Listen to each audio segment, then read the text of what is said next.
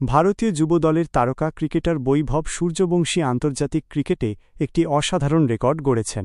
তিনি যুব one day U19 ODI ক্রিকেটে সবচেয়ে বেশি ছক্কা মারার বিশ্বরেকর্ড ভেঙে নতুন মাইলফলক স্থাপন করেছেন। অস্ট্রেলিয়ার বিপক্ষে চলমান যুব ওয়ানডে সিরিজের দ্বিতীয় ম্যাচে বৈভব ৬৮ বলে ৭০ রানের একটি দুর্দান্ত ইনিংস খেলেন।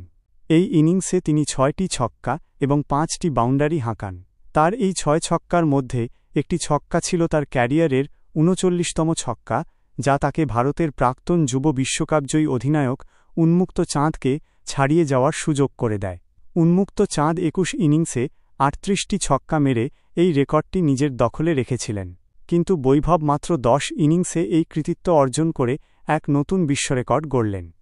বর্তমানে যুব ওয়ানডেতে বৈভবের মোট ছক্কার সংখ্যা ৪১টি, যা তাকে এই তালিকার শীর্ষে নিয়ে এসেছে। বৈভবের এই অসাধারণ পারফরম্যান্স তাকে ক্রিকেট বিশ্বের নতুন তারকা হিসেবে পরিচিতি এনে দিয়েছে এবং তার ভবিষ্যৎ উজ্জ্বল বলে মনে করা হচ্ছে।